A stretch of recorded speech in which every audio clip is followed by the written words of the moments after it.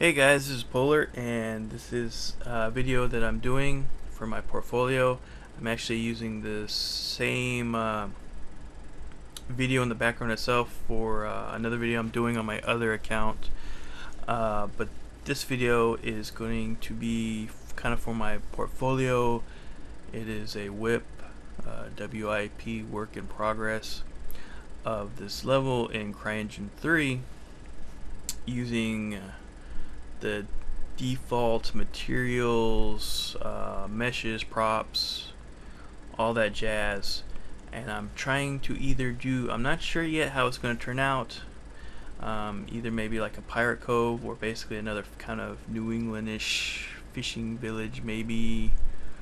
I'm not sure, or I'm thinking more of the pirate cove-ish type deal. Hopefully that's how it'll turn out.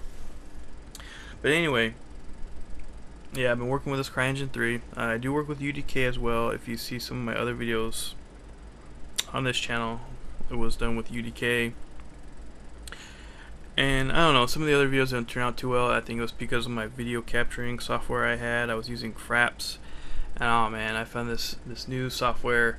I can't remember the name of it now, but hands down, it doesn't tax your CPU like Fraps does.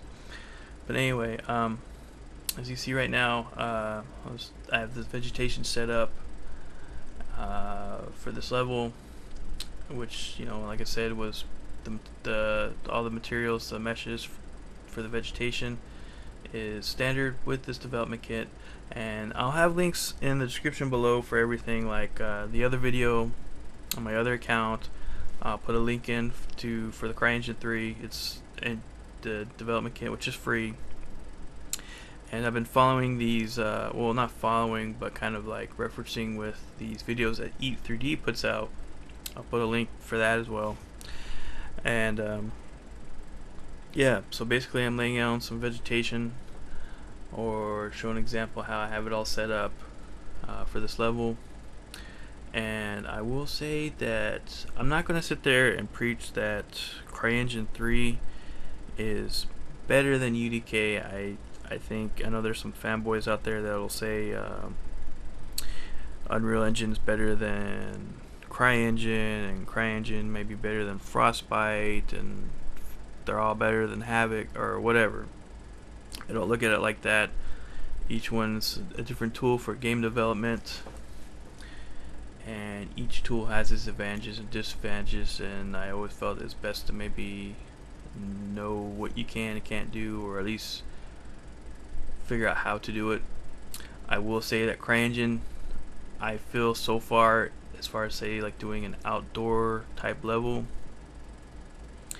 like setting up this terrain and whatnot, and the painting of the terrain, so as you can see the rocky formation and the grass and the kind of the coastline, I think was a lot more simplified than say UDK. Also, the overall lighting, not the individual, like, you know, lighting, but like say if you want to set up like the time of day, things of that nature, Unreal is good. It's very impressive, but it was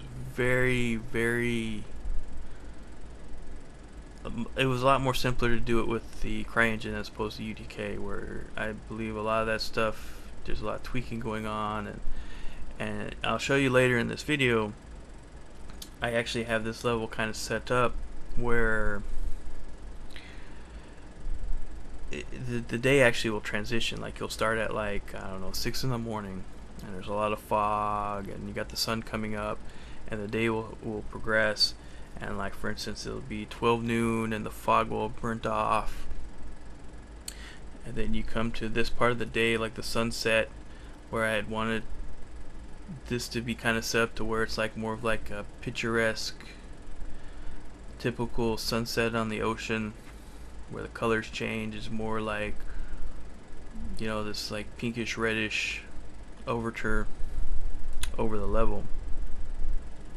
I even have the painting set up for this level to where like the mountainous, you know, I have it set up to where it's certain degrees. Like if I look over this painting where if I start painting the terrain, like only the rocky formation will be set up on a certain degree, and the grassland will be set up on more of on the flatter terrain as opposed to the mountainous terrain where it's more vertical.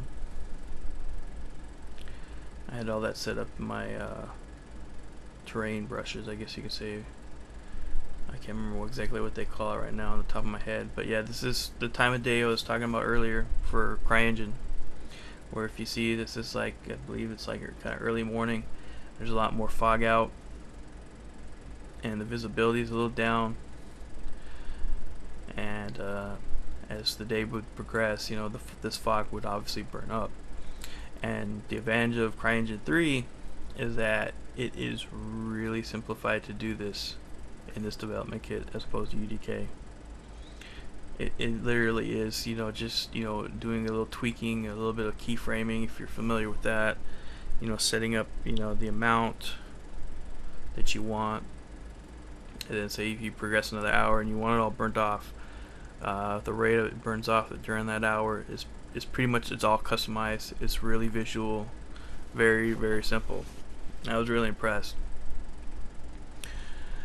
And the lighting and everything else, everything's rendered in CryEngine in real time. You can, like, you know, bake your maps if you want to, but it's not necessary in this aspect. Yeah, CryEngine's pretty powerful, and you can do a lot with it. So anyways, you see I'm kind of setting down some more vegetation here and there. And this is like, you know, early morning. The sun's kind of coming through the trees and the fog, and this is I actually crashed at this moment, which, you know, does happen from time to time on any system. You know, oh well. Usually when it crashes I don't save it. But we're back in basically the same area, and it's kind of really early. I think maybe like 2 or 3 in the morning. I have like some fog set up. It's kind of eerie, and we're gonna start doing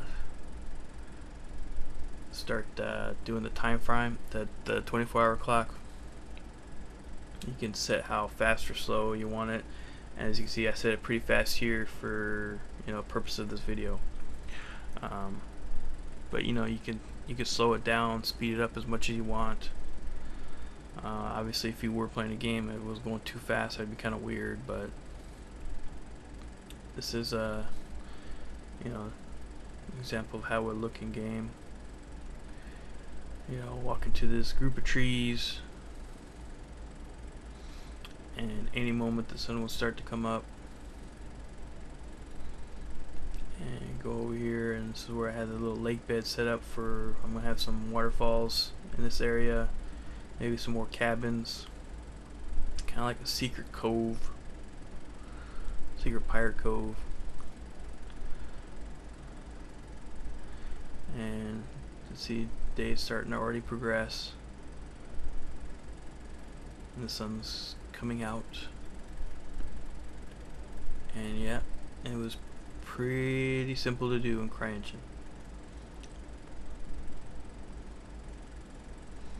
And you know, for a few minutes worth of work, you know, I think it's pretty impressive.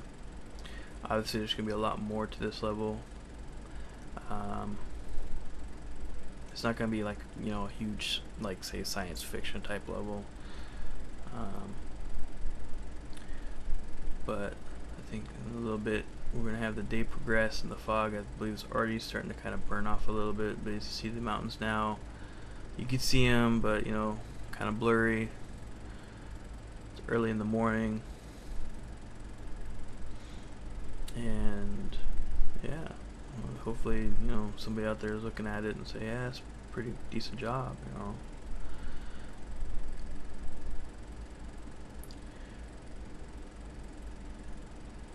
But yeah, I really like working with CryEngine so far. I really don't have too terribly many complaints. I still think navigating in Unreal Development Kit is a little bit easier than with CryEngine. I think if you're familiar with both, you probably understand what I'm talking about. But yeah, here we go. See, like I said, I have it all set up to where like different parts of the day will have different amount of fog, and then as afternoon comes, you can see it. I'm kind of speeding it up. That fog will burn off, and your visibility will increase. And then, as of course, as dust sets, you have this picturesque view. You know, I had all this set up. And I think I'm pretty much gonna leave it like that. And so pretty much my overall lighting is set up. My terrain will be tweaked a little bit more, but not by much. I'm gonna lay down some more vegetation, put down some more props, and there's the moon. So we'll see you later.